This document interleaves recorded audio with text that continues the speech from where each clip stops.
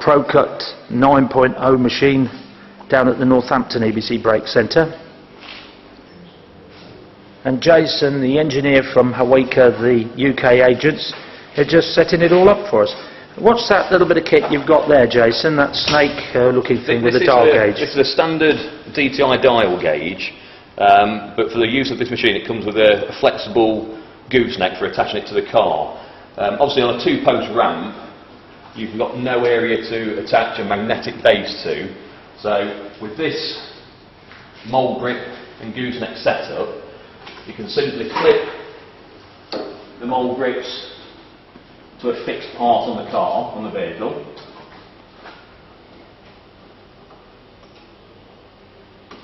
You can set the dial gauge roughly to where you want the machine to be operated in this area here.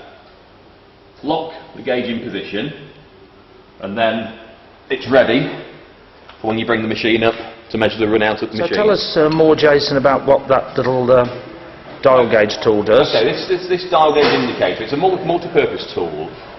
You can use it to actually see what the machine is running out at when you've got the machine attached to the car when it's calibrated itself, which we'll see later. You can also use it to measure the actual run out on the disc face. Now on a slotted and drilled disc it's very difficult to do. On a conventional flat disc you just simply mount the gauge to an appropriate point where it will reach the face of the disc with a needle on, turn the rotor round and it will indicate the actual variation in thickness around the disc, and you can measure at various points across the disc.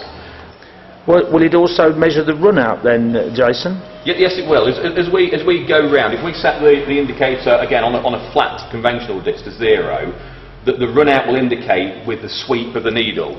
Every manufacturer has a limit of run out. If it's out of that limit, the disc will need remachining. We've got John and Mick here, 2 of the owners from the EBC Brake Centre in Northampton. So what you're saying then, John, is if a disc is in good condition and has only got a small amount of wear, you can skim it over at a much lower cost than trying to force the customer to buy a brand new disc at several £100s then. So that's going to be a big cost saving for the customer, plus he's going to have a disc that's absolutely in line with his car and not going to have any brake vibration or run out. After it's been cut, it'd be perfect. There you go. Great. So we've set up the machine on this little Ford Fiesta on our training and test day, and what do you think of that disc then, John? Is there run out on that disc? Definitely. You can see the colour difference there. You see it's cut and it's missing to the dark and light. Wind the tool, let's see if it gives an intermittent cut. Right. Well, you can hear a clear intermittent cutting sound which shows that there is distortion and misalignment on this disc. That's a picture of the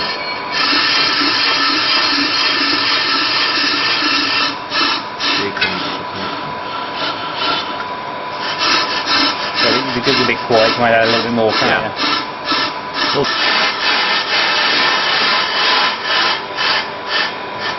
So that's the rough cut then, Jason, just to prove that the disc was in need of machining. Yeah, that's just a rough cut, so we're not too interested about the cosmetics of the finish. Now, to put a final finish onto the disc, we need to release the cutting arms and then turn the dials in, just 2 lines, which represents 0.004 of an inch on each side. Before we get the machine cutting back, we'll fix one of the 2 dampers, anti-resonance dampers. Now, what's the purpose of that damper then? What does that stop? All these do, just a slight pressure that these dampers put on the disc stops the tool chatter, the resonance or vibration that's created through the machining process. So with that damper on, that means that the Pro Cut machine can cut and reface any slotted or drilled rotor without any chatter marks at all. So it is possible to resurface slotted, drilled rotors of any type with the Pro Cut machine? Yes, perfectly possible. So we're nearing the end of the cut now, Jason, and you can clearly see the smooth cut that the machine has done and the irregularities in alignment on that disc. Yeah, the irregularities are more obvious as we're coming out towards the edge. You can see the fluctuating pattern on the disc as it rotates.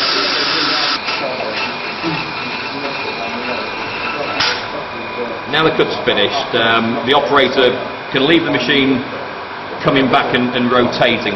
It will run onto the automatic stop in a few moments and actually stop the machine itself.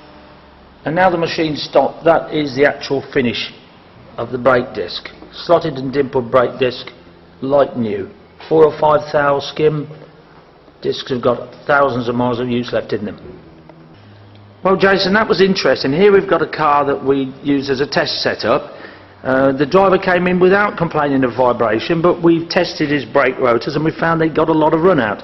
So what caused that run out, do you think, on that disc? Well, there's various reasons that can cause it, but on this particular car we've been informed by the customer that he did bump the car into a curb in the snow that the winter just passed.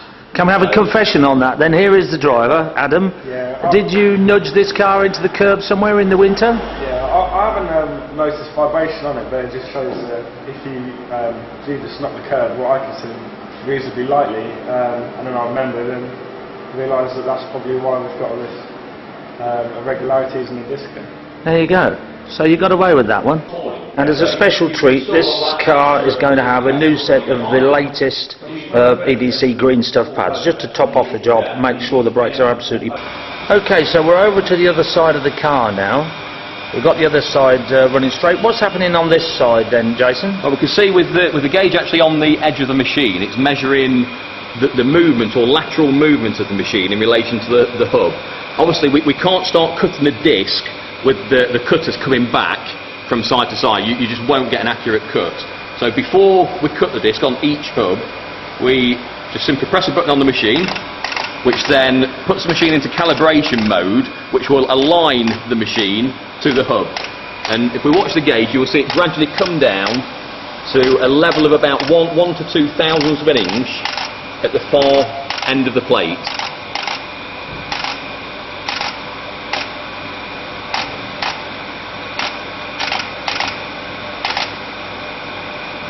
We can see there, the machine stopped calibrating by the clicking noise disappearing.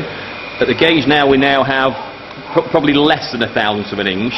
So when we transmit that run out back to where we're going to be machining on the disc, it's 1/4 of a thou, if that, next to nothing at all. Okay, so what have we got here now then, John? This disc doesn't sound to be as distorted as the near side one where the driver hit the curb. Yeah, you can see the colouring where it went light and dark. This is one continuous band. Or more or less, the disc is more or less okay. Yeah, then. no problems at all. But we're going to go through and skim it just to true it up and match the other side anyway. Once you've done one side of the car, highly advisable to do the other side as well, otherwise you're going to have different friction levels on the left and right and the brakes are going to pull to one side. That's my suggestion. Set a disc on a new pad, you really set pads out and it's still okay. It's advisable to do this and put a new pad on. Thanks, Jason. So we've seen that the Pro Cut on-car brake lathe can help a lot with correcting misalignment. But what about a vehicle that just comes in, he hasn't got misalignment, but he's got some ribbed or worn brake discs and he wants to have new pads fitted. What's your recommendation there? Well, the recommendation for a pad change is, if the disc is worn out below its serviceable limit, is to have the disc replaced with new items. If you've got enough thickness left on the disc, it must be refaced. If you take a disc that has already worn a set of pads out, the disc will still be serviceable, but it won't be flat anymore. It won't line up with the new pad. On some of the European vehicles with a drilled disc, it will create quite a heavy ribbing on the surface of the disc. And obviously to put new pads on that, it will take a long time for them to mate into that surface on the brake disc. So just by coming along with the Pro Cut machine, taking away the ribs, making the disc flat again, to accept the brand new flat pad, you've got 100% contact surface from the pad to the disc. So your brakes will work as soon as you take it out of the workshop, and the pads will wear more evenly and last longer. So you say it will save you money? Yes, it will save you money. Potentially, by machining the disc on that pad change, the pads will wear more evenly and therefore last longer. Perfect. Thank you. Yeah. And here's our little Ford Fiesta setup car. Perfect brakes.